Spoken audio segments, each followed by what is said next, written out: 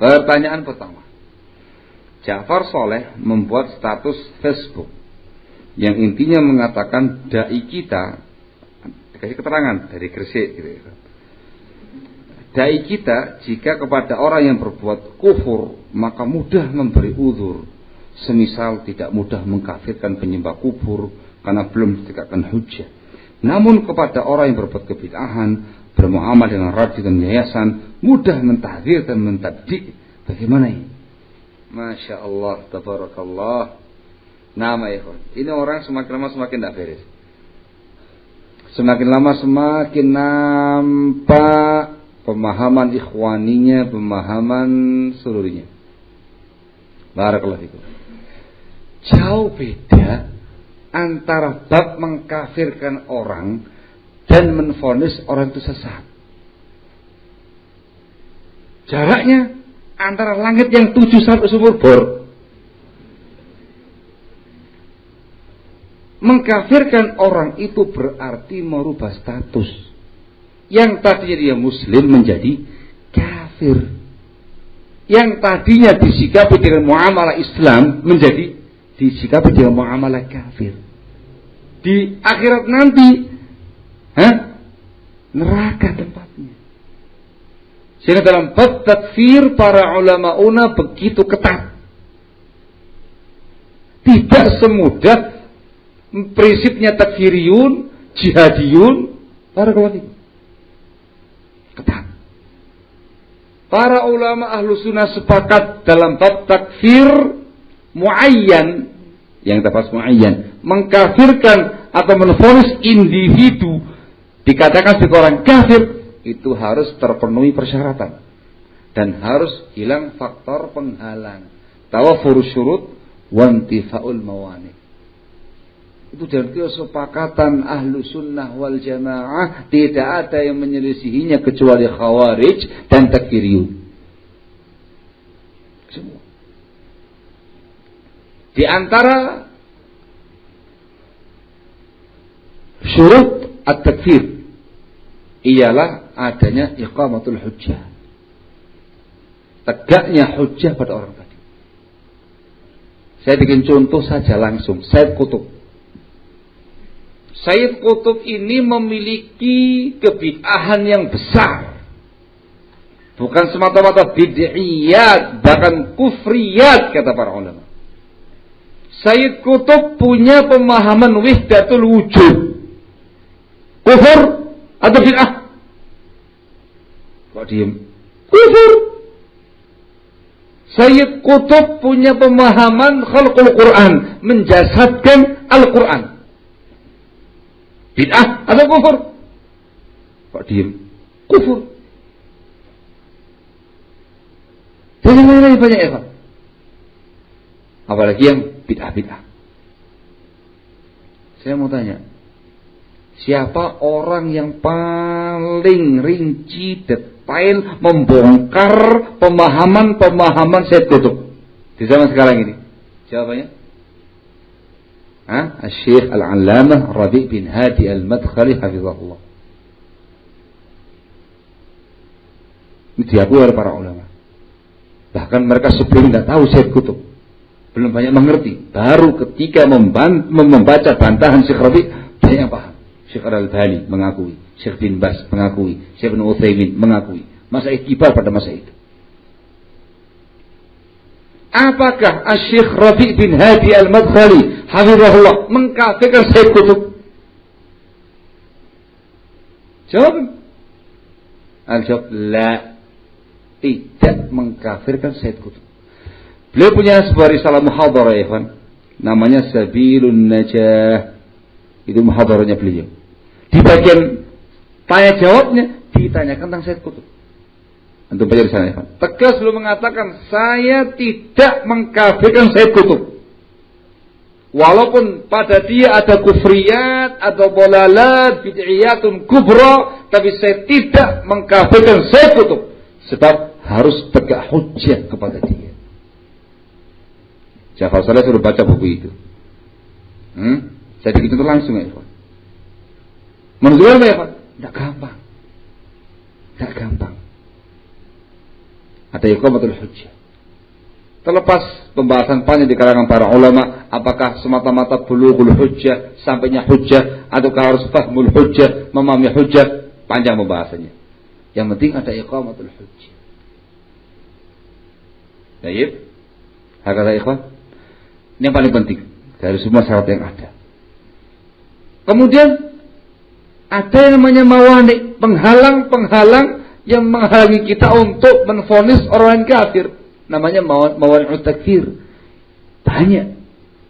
Al-jahl, kejahilan, penghalang takfir. Khata', kesalahan, penghalang takfir. Nisyan, kelupaan, penghalang takfir. Ikrah, keterpaksaan, penghalang takfir.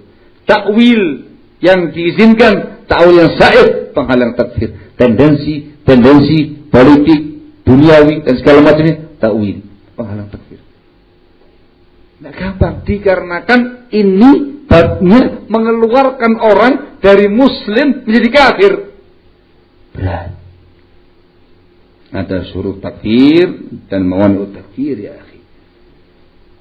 Ahlussunnah punya prinsip membedakan antara perbuatan dan pelaku, fi'il dan fa'il. Ahlussunnah membedakan antara ucapan dan yang mengucapkan, qaul dan qail.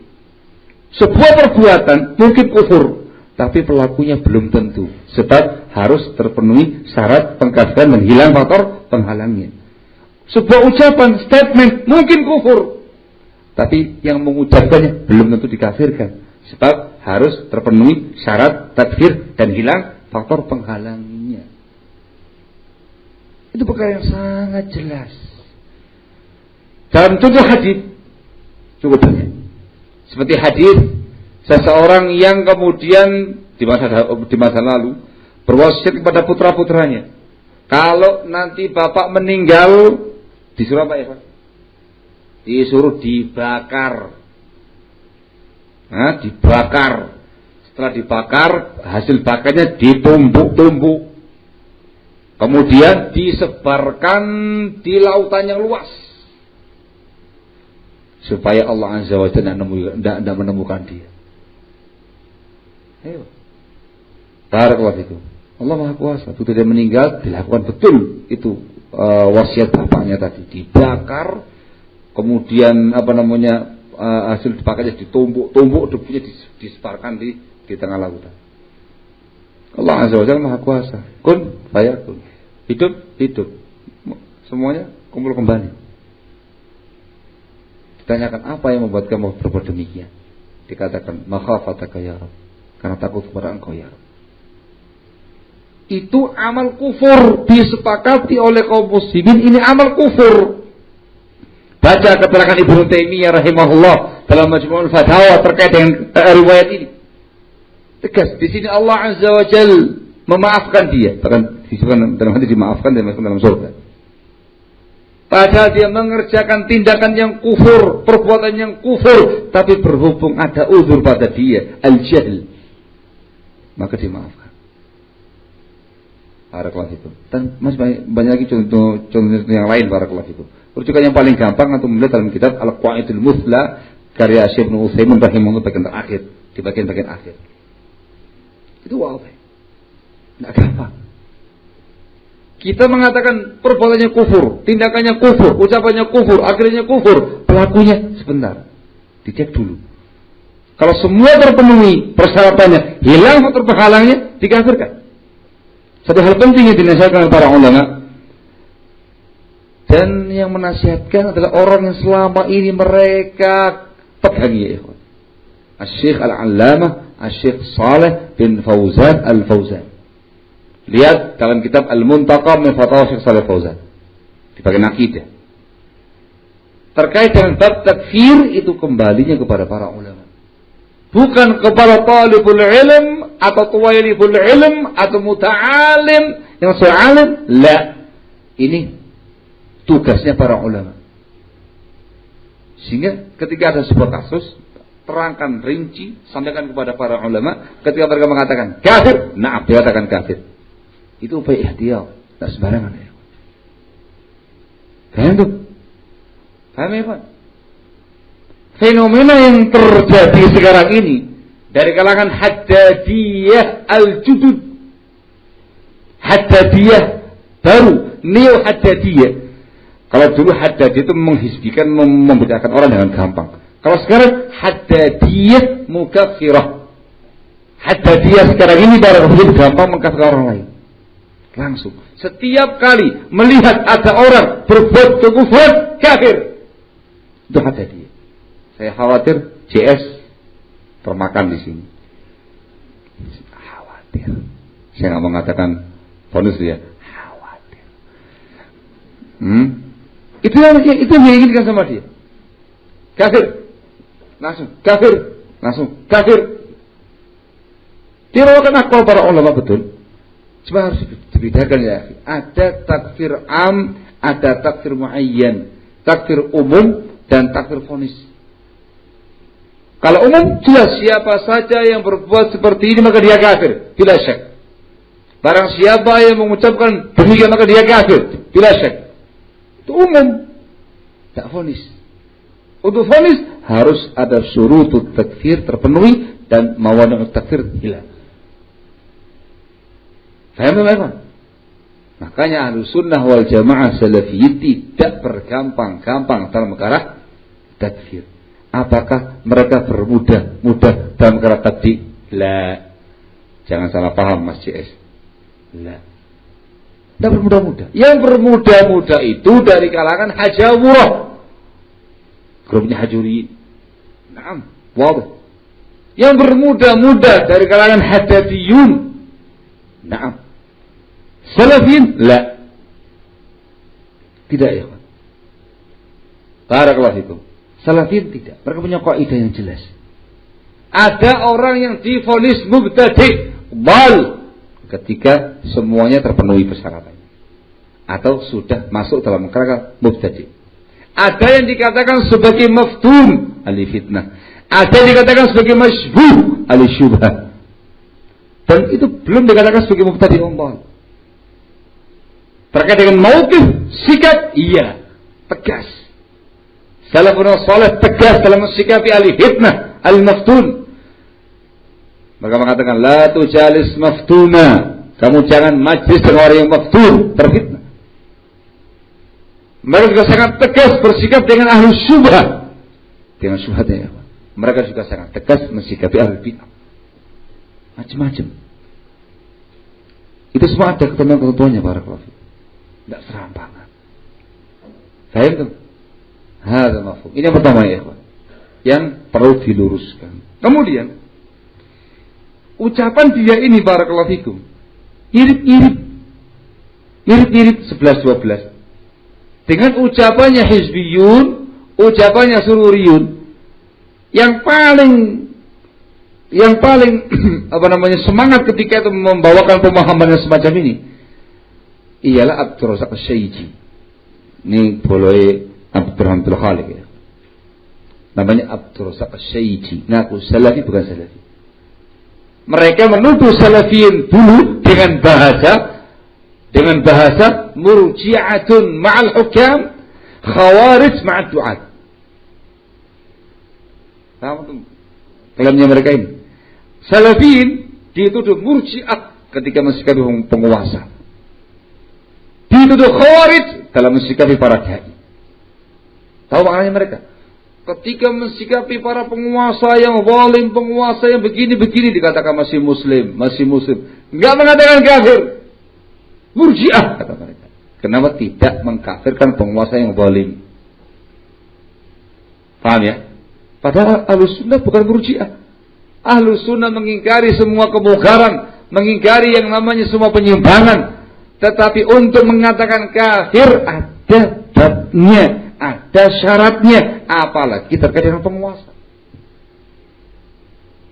Paham tuh? Itu harus sunnah. Ada perincian panjang. Mereka mengatakan kamu tuh murji'ah kalau sama penguasa. Mereka khawarij, kan gitu ya. Mereka mengkafirkan penguasa yang berhukum dengan selain hukum Islam. Ahlus Sunnah dikatakan murji'ah. Lah, kami bukan murji'ah. Kami Ahlus Sunnah. Ada ketentuannya. Begitu dengan para dai kamu tuh khawarij. Artinya gampang menvonis para dai. Fulan sesat, fulan menyimpang, fulan ahli fitnah. Kayak khawarij kamu ini. Menuduh kita khawarij. Lah, kami bukan khawarij, kami ahli sunnah. Kalau kamu menuduh kami khawarij, tadi kamu tuh murjiah dalam sekali orang para dai tadi itu. Jelas menyimpang, kamu bela. Iya, jelas punya pemahaman yang aneh-aneh, kamu bela. Dengan kaidahnya kamu tuh murjiah dalam menghadapi para dai. Al-sunnah la murjiah wala khawarij ya akhi. Ini pemahamannya hizbiyin, sururiyin, syaiciyin. Ya Ja'far Saleh, kalau kamu tahu. Ini mirip-mirip. Kalau dulu terkait dengan penguasa, sekarang terkait dengan pembahasan takfir. Babnya sama, takfir. Hati-hati. Hati-hati Mas Ja'far, hati-hati. Khawatirnya Anda memunculkan kembali pemahaman-pemahaman hizbiyin yang sudah lama terkubur, dibantah oleh para ulama dunia pada masa itu, dibantah oleh para masyayikh dunia pada masa itu, a'immah pada masa itu. Di antaranya dibantah oleh Syekh Al-Allamah Syekh Rabi' bin Hadi Al-Madkhali hafizahullah. Syekh Rabi' lagi. Ya memang Syekh Rabi' yang paling rinci bantahannya dan diakui oleh para ulama semua apa? Beliau di atas sunnah. Barakallahu. Hakata. Paham insyaallah ya? Nama ikhwan dalam bab tabdil panjang halusnya membahas ikhwan. Panjang barakallahu. Sehingga ini tuduhan yang benar.